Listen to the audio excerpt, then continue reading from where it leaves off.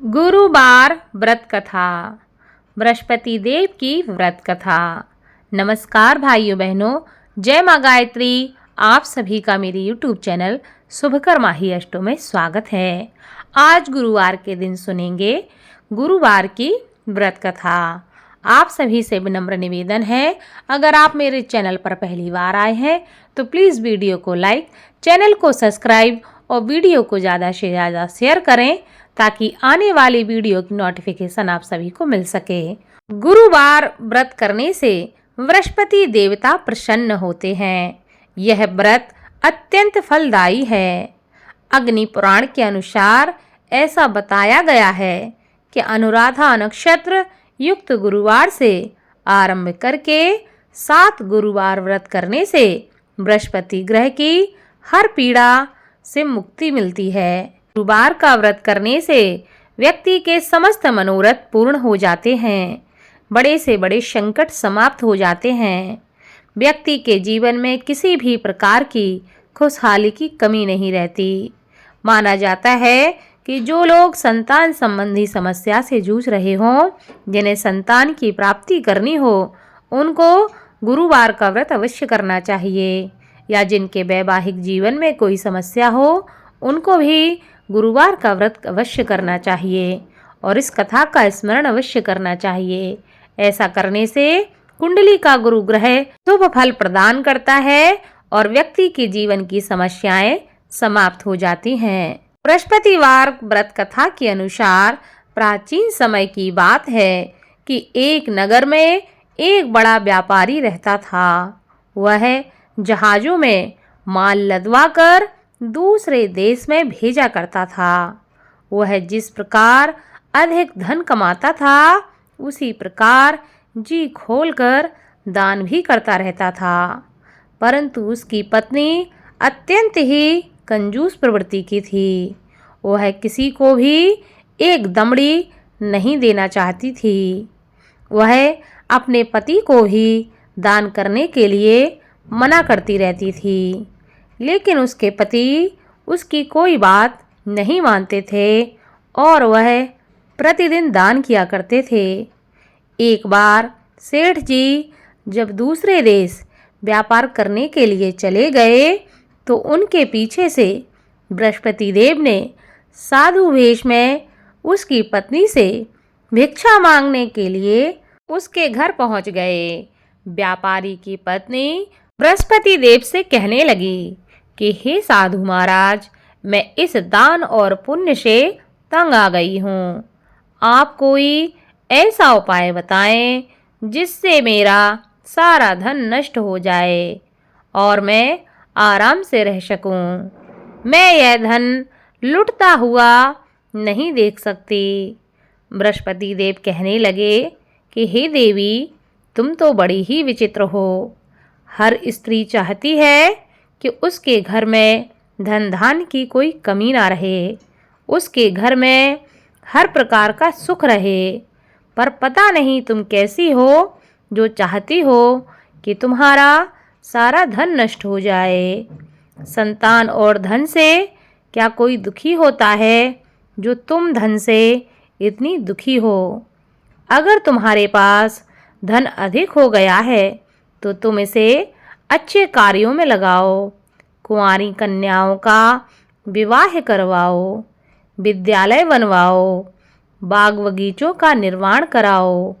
ऐसे पुण्य कार्य करने से तुम्हारा यह लोक भी सुधर जाएगा और परलोक भी सार्थक हो जाएगा। परंतु साधु की इन बातों से व्यापारी की पत्नी को कोई भी खुशी नहीं हुई। उन्होंने कहा, मुझे ऐसे धन की आवश्यकता ही नहीं है जिसे मैं दान में दूं। अब बृहस्पति देव कहने लगे, यदि तुम्हारी ऐसी इच्छा है तो तुम एक उपाय करना। 7 रविवार घर को गोबर से लीपना, अपने केसों को पीली मिट्टी से धोना, केसों को धोते समय स्नान करना।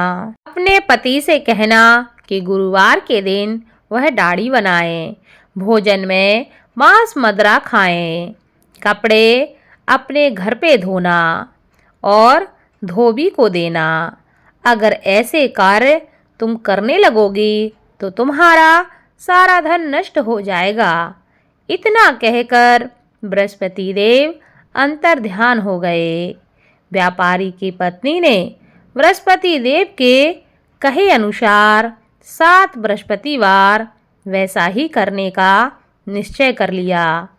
केवल 3 बृहस्पतिवार ही बीत पाए थे कि उसकी समस्त धन संपत्ति नष्ट हो गई। वह परलोक सिधार गई। जब व्यापारी वापस आया तो उसने देखा कि उसका सब कुछ नष्ट हो चुका है। उस व्यापारी ने अपनी पुत्री को सांत्वना दी और दूसरे नगर में जाकर वह बस गया। वहाँ वह जंगल से लकड़ी काट कर लाता और शहर में बेचता। इस तरह वह अपना जीवन व्यतीत करने लगा। एक दिन उसकी पुत्री ने दही खाने की इच्छा प्रकट की, लेकिन व्यापारी के पास दही खरीदने के पैसे नहीं थे। वह अपनी पुत्री को आश्वासन देकर जंगल में लकड़ी काटने के लिए चला गया। वहाँ वह एक वृक्ष के नीचे बैठकर अपनी पूर्व दशा पर विचार करके रोने लगा कि पहले मेरे क्या दिन थे और आज मेरे क्या दिन है। उस दिन बृहस्पतिवार का ही दिन था।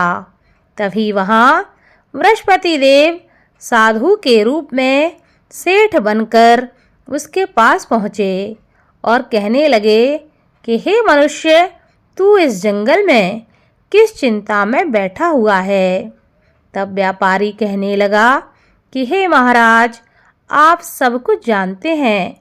इतना कहकर व्यापारी अपनी कहानी को सुनाकर रो पड़ा। बृहस्पति देव बोले, देखो बेटा, तुम्हारी पत्नी ने बृहस्पति देव का अपमान किया था, इसी कारण तुम्हारा यह हाल हुआ है। लेकिन अब तुम किसी प्रकार की चिंता मत करो। तुम गुरुवार के दिन बृहस्पति देव का पाठ करो। 2 पैसे के चने और गुड़ को लेकर जल के लोटे में शक्कर डालकर वह अमृत प्रसाद अपने परिवार के सदस्यों और कथा सुनने वालों में बांट दो। स्वयं भी प्रसाद और चरणामृत लो। भगवान तुम्हारा अवश्य ही कल्याण करेंगे। साधु की बात को सुनकर व्यापारी कहने लगा कि हे महाराज, मुझे तो इतना भी नहीं बचता कि मैं अपनी पुत्री को दही लाकर दे सकूं। इस पर साधु जी कहने लगे, तुम लकड़ियां शहर में बेचने जाना। तुम्हें लकड़ियों के दाम पहले से चौगने मिलेंगे, जिससे तुम्हारे सारे कार्य सिद्ध हो जाएंगे। उस दिन उसने लकड़ियां काटी और शहर में बेचने के लिए वह चल पड़ा। उसकी लकड़ियां अच्छे दाम में बिक गईं, जिससे उसने अपनी पुत्री के लिए दही ले लिया और गुरुवार की कथा के लिए चना और गुड़ लेकर कथा की और प्रसाद बांटकर स्वयं भी उसने प्रसाद खाया। उसी दिन से उसकी सभी कठिनाइयाँ दूर होने लगीं, परंतु अगले बृहस्पतिवार को वह कथा करना भूल गया। अगले दिन वहाँ के राजा ने एक बड़े यज्ञ का आयोजन करके पूरे नगर के लोगों के लिए भोज का आयोजन किया। राजा की आज्ञा के अनुसार पूरा नगर राजा के महल में भोज करने गया, लेकिन व्यापारी व उसकी पुत्री तनिक विलंब से पहुँचे। अतः उन दोनों को राजा ने महल में ले जाकर भोजन करवाया। जब वे दोनों लौटकर आए तब रानी ने देखा कि उसका खूंटी पर टंगा हार गायब है। रानी को व्यापारी और उसकी पुत्री पर संदेह हुआ कि उसका हार उन दोनों ने ही चुराया है।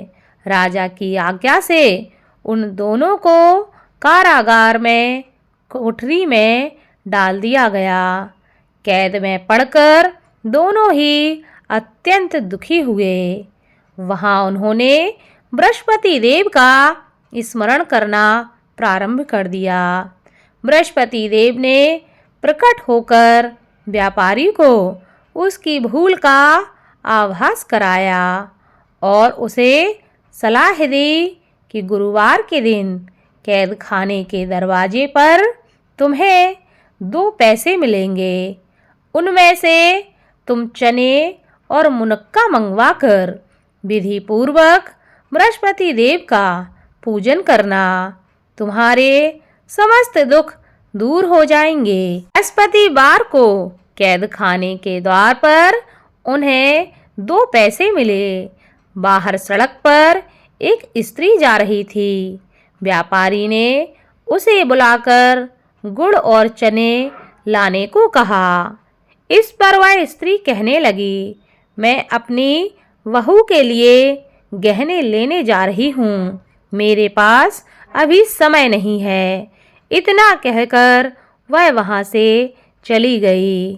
थोड़ी देर बाद वहाँ से एक और स्त्री निकली। व्यापारी ने उसे बुलाकर कहा कि हे बहन, मुझे बृहस्पतिवार की कथा करनी है, तुम मुझे 2 पैसे का गुड़ और चना लाकर दे दो। बृहस्पति देव का नाम सुनकर वह स्त्री बोली, भाई मैं तुम्हें अभी गुड़ चना लाकर देती हूँ। मेरा इकलौता पुत्र मर गया है, मैं उसके लिए कफन लेने जा रही थी, लेकिन मैं पहले तुम्हारा काम करूँगी, उसके बाद अपने पुत्र के लिए कफन लेने जाऊँगी।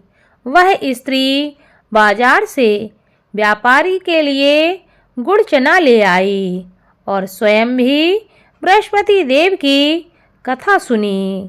कथा के समाप्त होने पर वह स्त्री कफन लेकर अपने घर पहुंची। घर पर लोग उसके पुत्र की लाश को राम नाम सत्य है कहते हुए शमशान ले जाने की तैयारी कर रहे थे। स्त्री बोली, मुझे अपने लड़के का मुख देख लेने दो। अपने पुत्र का मुख देखकर उस स्त्री ने उसके मुँह में प्रसाद और चरणामृत डाला। प्रसाद और चरणामृत के प्रभाव से वह पुनः जीवित हो गया।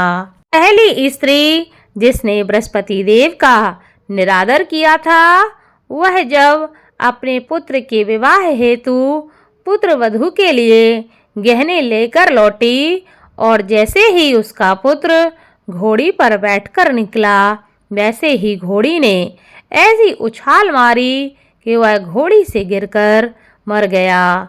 यह देखकर स्त्री रो रो कर बृहस्पति देव से क्षमा याचना करने लगी।